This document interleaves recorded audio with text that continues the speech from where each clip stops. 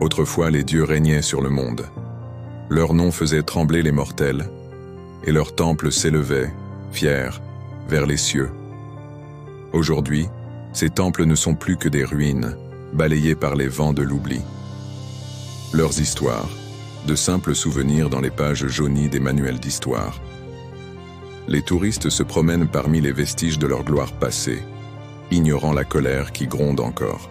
Car tout en haut de l'Olympe, sous un ciel perpétuellement orageux, un roi refuse d'être oublié. Zeus, le maître du tonnerre, seul sur son trône de marbre fissuré, observe le monde qu'il a abandonné. Sa foudre n'est plus crainte, son pouvoir n'est plus qu'une légende. Et cette humiliation, le roi des dieux ne peut l'accepter. Zeus convoqua le conseil de l'Olympe. Les dieux, fatigués par des siècles d'inaction, répondirent à l'appel. Dans la grande salle du trône, les tensions étaient impalpables. Apollon, dieu du soleil et des arts, s'avança dans un rayon de lumière et proposa de conquérir un nouveau monde, un lieu où leur gloire pourrait renaître. Arès, le dieu de la guerre, toujours avide de conflits, brandit sa lance en criant victoire, rêvant déjà de batailles sanglantes. Seule Athéna, déesse de la sagesse, conseilla la prudence, sentant qu'il y avait des forces dans le monde que même les dieux ne devaient pas sous-estimer. Mais la décision finale revenait à Zeus. Son regard balaya une carte du monde, et son doigt s'arrêta sur une terre lointaine, luxuriante et vibrante d'une énergie sauvage. Une lueur verte illumina la carte. Le roi des dieux avait tranché. Le Brésil deviendrait leur nouveau royaume. « Ce pays est à nous », tonna-t-il, et sa voix fit trembler les fondations de l'Olympe. L'heure du grand départ avait sonné. Les dieux quittèrent les ruines de leur Olympe déchu pour un voyage vers l'inconnu. Poséidon, maître des océans, émergea des profondeurs, son trident fendant les vagues pour créer un chemin. Des navires faits d'écume et de lumière stellaire se formèrent, prêts à porter les dieux vers leur destinée. Au-dessus d'eux, Hermès, le messager aux pieds ailés, fendait les airs, guidant la flotte divine. Dionysos, dieu du vin et de la fête, leva sa coupe, célébrant déjà une victoire qu'il croyait certaine.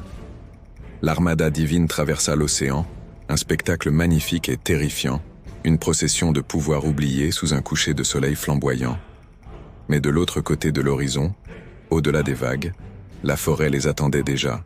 Elle sentait leur arrogance, elle sentait leur soif de conquête, et elle se préparait. À l'approche des navires grecs, les esprits du Brésil s'éveillèrent un à un.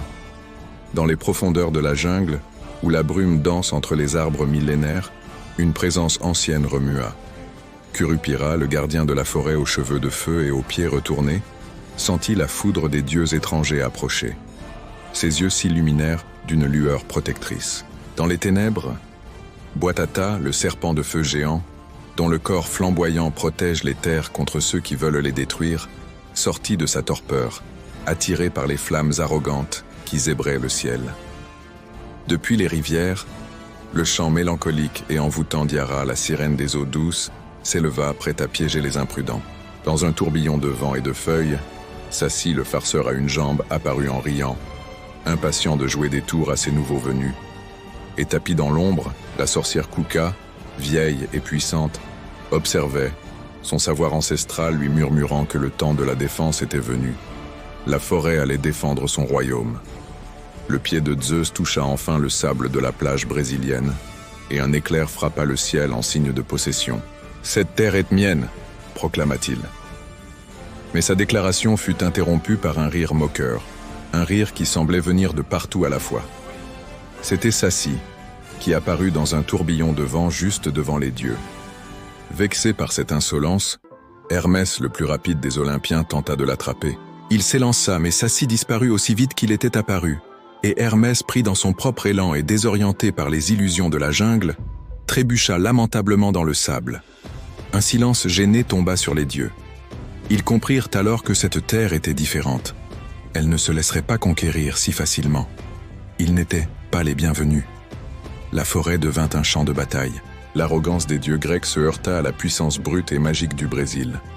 Zeus déchaîna sa foudre, mais il trouva face à lui Boitata, le serpent de feu, qui absorba ses éclairs et riposta avec des flammes aussi anciennes que la terre elle-même.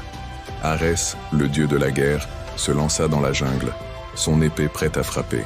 Mais il fut désorienté par Curupira, le protecteur de la faune, dont les empreintes inversées le menèrent en cercle, toujours plus profondément dans un labyrinthe de lianes et d'illusions, jusqu'à ce qu'il soit complètement piégé.